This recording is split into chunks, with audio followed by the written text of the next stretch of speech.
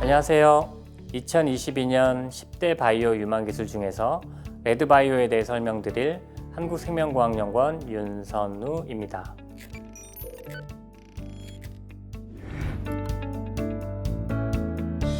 레드바이오란 플랫폼 기반의 축적된 바이오를 가지고 응용 활용하여 인간과 밀접한 의약품과 보건의료기술 사업에 중점을 둔 기술들로 이루어져 있습니다.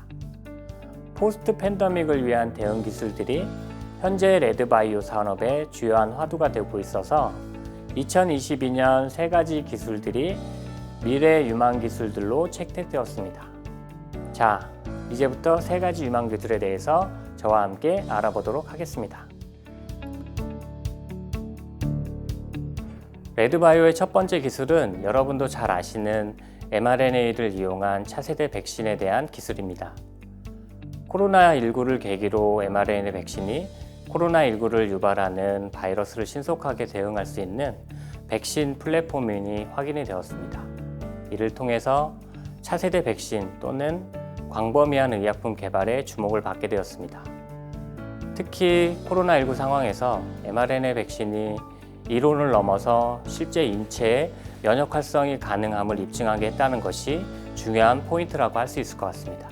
mRNA 백신은 후보물질 제작, 생산 공정을 확립하는데 상대적으로 전통적인 백신 플랫폼보다 시간이 적게 소요되는 장점이 있어 코로나19와 같은 신속한 대응이 필요한 감염병 백신뿐만 아니라 현재는 감염병을 포함한 다양한 항암과 희귀질환 예방에도 활용되는 것이 차세대 백신 개발이 진행이 되고 있습니다. mRNA를 이용한 차세대 백신 기술 개발을 위해서는 다양한 기술력이 필요한 상황입니다.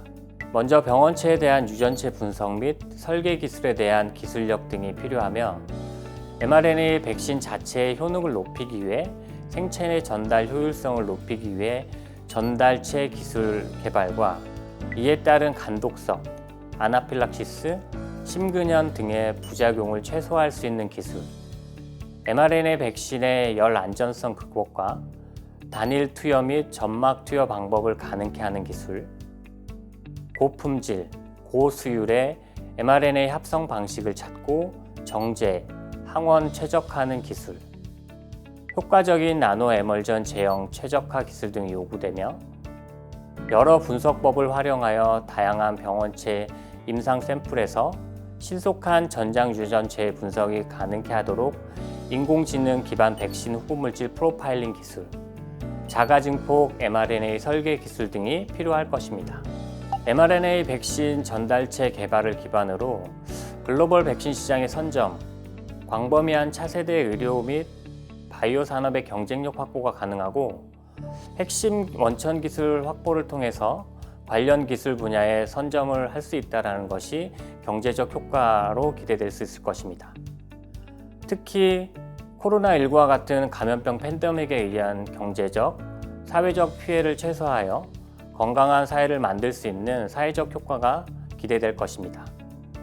또한 사회적 효과로 감염병뿐만 아니라 항암과 희귀질환 등을 제어할 수 있는 플랫폼 기술들이 개발되어서 국민의 안전한 생활과 새로운 경제 가치 창출에 기여할 수 있음을 기대하고 있습니다. 레드바이오의 두 번째 선정 기술인 치료용 신경정신 약물에 대해서 말씀드리도록 하겠습니다. 코로나19 팬데믹 상황에서 코로나 블루를 겪고 있는 많은 사람들이 우울증과 불안, 외상 후 스트레스와 같은 신경정신 질환의 극복과 치료의 중요성이 다시 한번 주목받게 되었습니다. 의료용 대마와 같은 정신활성 물질의 유효 성분을 이용해서 신경정신질환 치료 연구를 진행하여 코로나 블루뿐만 아니라 만성 또는 난치성 신경정신질환까지 치료할 수 있는 의약품을 개발하는 것이 레드바이오의 두 번째 최종 목표입니다. 2021년 보건복지부 자료에 의하면 정신질환 및 정신과적 문제로 의료 서비스를 이용한 환자는 2009년 206만 명에서 2019년 311만 명으로 증가한 것으로 보고되고 있습니다. 10년 내 50%의 환자가 증가되었으며 특히 뚜렷한 외상이 없어 환자 본인이나 주변인이 알지 못해 병원을 찾지 않는 정신질환 환자들을 포함한다면 실제로 그 증가량은 50%보다 높을 것으로 예측이 됩니다. 또한 일반적인 항우울제가 정신질환 치료에 도움이 되지 않는 환자의 비율이 전체 환자의 20% 이상으로 보고되고 있습니다. 이는 각종 경구약의 일반적인 부작용인 소화불량, 어지러움증, 구토 등의 문제뿐만 아니라 정신질환을 겪고 있는 환자들의 자해 또는 자살 위험성을 증가시키는 결과로 초래되고 있습니다. 우리가 흔히 마약이라고 부르는 정신활성 물질로 이루어진 약품들인 대마, 실로시빈, LSD, 엑시서스 같은 것들은 해외에서 이미 정신 관련 치료제 역할로 재창출이 되고 일부는 FDA 승인을 받는 등 진취적으로 활용이 되고 있습니다. 하지만 환각과 환청을 유발하며 극심한 의존성으로 약물 중독의 원인이 되어 국내에서는 취급과 처방이 불법인 만큼 치료제로서의 약물 재창출과 관련한 기술 연구는 보다 철저하고 심도 있는 분석이 필요합니다. 또한 뇌 이미지 영상 분석 기술, 신경정리 생기학, 신경분자 생물학을 이용한 분석 기술 등이 필요할 것입니다. 세포나 동물, 더 나아가 인간에 대한 임상뿐만 아니라 리스크를 줄이기 위해 정신활성 물질 유사분자를 개발하여 환각 및 중독성 있는 유사분자를 선별하는 기술과 환각성 화합물에서 유래된 유용물질들을 심층 분석하는 기술을 모색해야 합니다. 식품의약안전처는 2018년 국내에 대체 치료 수단이 없는 뇌전증 등 희귀 난치 환자를 위해 해외에서 허가된 대마 성분을 의약품 수입으로 허가하고 있습니다. 하지만 대마에서 유래된 것이라고 해도 해외에서 의약품으로 허가를 받지 않은 식품, 대마 오일, 대마 추출물 등은 현재와 같이 수입, 사용이 금지되고 있습니다.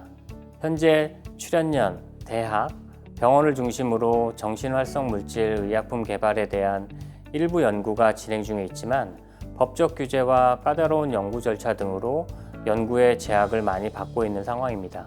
엄격한 임상검증으로 의약품이 개발이 되면 정부와 식약처에서는 불법 오남용 등에 대한 구체적인 규제와 관리 방안 등과 더불어서 신경정신활성 약물이 오롯이 환자 치료에 사용될 수 있는 가이드가 제시되어야 합니다. 레드바이오의 세 번째 기술인 소포체를 이용한 약물 전달 기술에 대해서 설명을 드리겠습니다. 소포체는 세포 소기관으로 알려져 있지만 여기서 제시하는 기술은 세포 소기관이 아니고 진핵세포 안에서 만들어져서 세포 밖으로 방출되는 약 50에서 150 나노미터의 작은 크기로 이루어진 바깥 소포체를 의미를 합니다. 흔히 엑소좀이라고 불리고 있죠. 일반적으로 리포좀이라고 불리는 소포체가 약물 전달 기술에 많이 활용이 되고 있는데 대부분 인공적으로 합성이 되었습니다. 생체에서 유래되는 엑소좀의 특징은 장기와 세포 친화성 물질이 잘 결합될 수 있는 단백질과 지질막으로 구성되어 있어서 기존의 합성 약물 전달체인 리포좀에 비해 생체 유래 엑소좀은 높은 약물 전달 효과와 더불어 세포 표적화가 쉽기 때문에 약물 전달체로서 매우 유망하다는 평가를 받고 있습니다. 그리고 이후부터는 생체 유래 엑소좀을 생소포체라고 부르도록 하겠습니다. 인공적인 합성으로 만들어진 나노 전달체인 리포점은 생물학적 장벽 통과의 한계성, 독성 유발, 면역원성에 대한 기술적인 한계가 있습니다. 이런 이유로 생소포체를 이용한 약물 전달 기술에 활발한 연구가 진행이 된다면 기존의 약물 전달체 기술 문제들로 개발이 중단되었던 다양한 치료제, 백신 개발 등에 폭넓게 활용될 것으로 예상이 되고 특히 코로나19 시대에 대규모 백신 접종으로 약물 안전성에 대한 사회적인 관심이 높아져 기존 약물체의 한계를 극복하고 약물의 효능과 안전성을 높이는데 생소포체가 기여할 것으로 생각이 됩니다. 일리아스 바이오로직스, 프로스테믹스, 카이노스 메드와 CK 엑소젠 등의 바이오 기업들은 면역질환 및 염증성 장질환, 암 치료 등을 타겟으로 2022년 임상시험 개시를 목표로 엑소좀을 개발 중에 있습니다. 대웅제약 및 종근당 바이오 등 국내 대형 제약 회사들도 엑소좀 개발 공동연구, 위탁 생산 계약 등 사업 모델 추진 계획을 수립하고 있으며 특히 일리아스 바이오로직스는 작년 4월 22일 미국 텍사스 주립대 의대와 공동연구를 통해서 엑소좀 기반 조산 치료 물질에 대한 효능을 입증하기도 했습니다.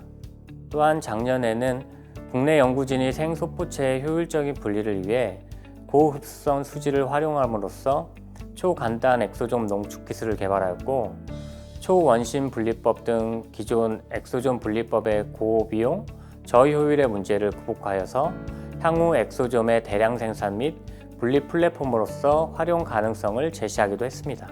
경제 산업적 기대 효과로는 미국 시장 조사기관인 그랜드뷰 리서치 보고에서 글로벌 엑소좀 시장이 2030년 약 2조 6천억 원 규모로 성장할 것으로 예상한다고 보고했습니다.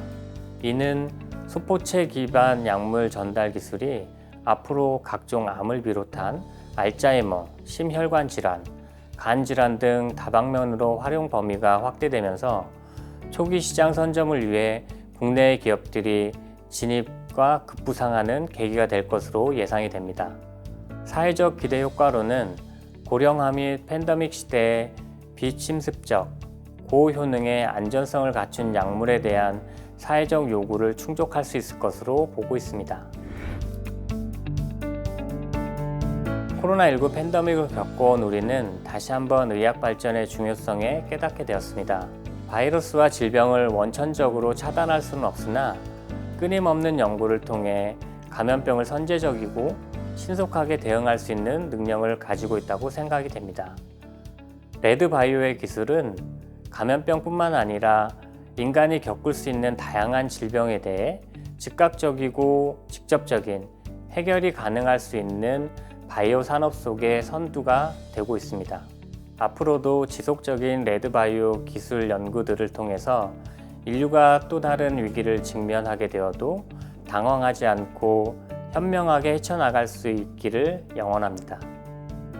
감사합니다.